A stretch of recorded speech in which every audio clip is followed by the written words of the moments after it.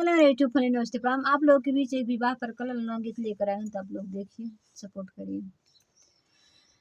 बेटी के बाबा जे बर खोजै निकल, अरे बर खोजै निकल, अरे माई अरे माई कहलिए क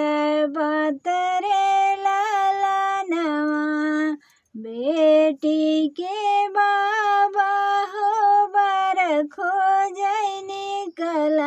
अरे बर खोजै निकल, अरे बेटी के माई का एक बात रे लालनवा, खोजी हाथ मोरे स्वामी महलया टारिया, अरे महलया टारिया,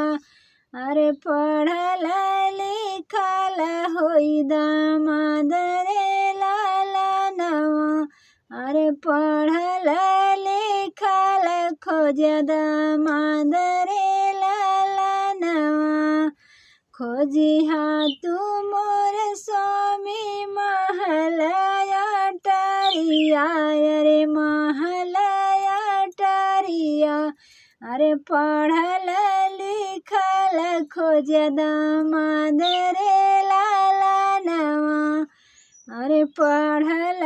लिखल खोज दामाद रे लालनवा, खोजत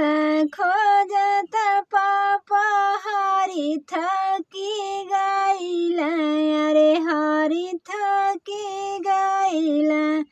अरे नाही मिलै महलया टारी रे लालनवा, अरे नाही मिलै महलया टारी रे लालनवा, खोजत खोजत पापा हारी थकी गइल, अरे हारी थकी गइल, अरे नाही मिलल पढ़लै दामाद रे लालनवा, अरे नाही मिलै महलया टारी रे लालनवा,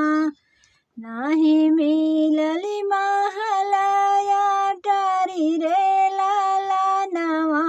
अरे नाही मिललै पढ़ल दामाद रे लालनवा,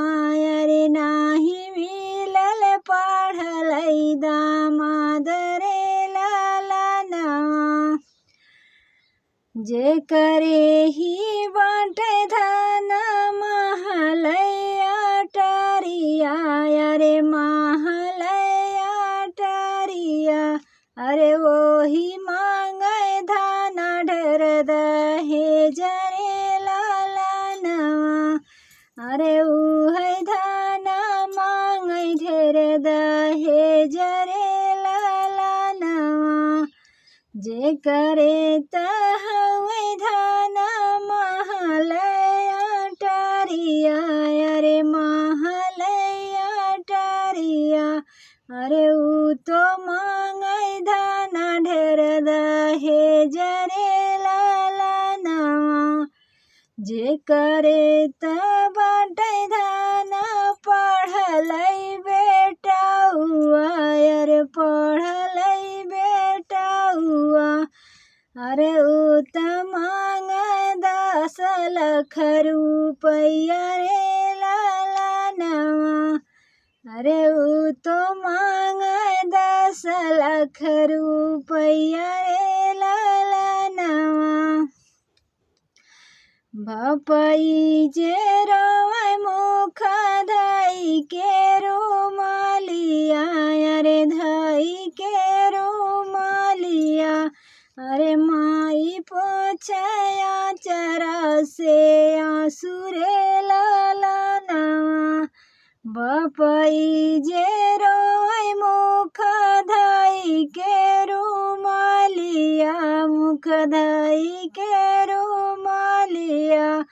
अरे माई पोछया चरा से आंसू रे लालनवा कहाँ से देव स्वामी तना दहे जवा रे तना दहे जवा अरे कैसे करवा बेटी कई विवाह रे लालनवा अरे कैसे करवा बेटी कई बियाह रे लालनवा कहाँ से पैबा स्वामी तना दहे जवा रे तना दहे जवा अरे कैसे करवा बेटी के विवाह रे लालनवा अरे कैसे करवा बेटी के विवाह रे लालनवा बिटिया कुंवारी कैसे रखबा हमारे स्वामी जी अरे रखबा हमारे स्वामी जी अरे कैसे करबा बेटी करीना दान रे लालनवा अरे कैसे करबा बेटी कन्यादान रे लालनवा बेटी कुंवर कैसे रखबा हमारे स्वामी जी अरे रखबा हमारे स्वामी जी अरे कैसे करबा बेटी करीना दान रे लालनवा अरे कैसे करबा बेटी के कन्यादान रे लालनवा।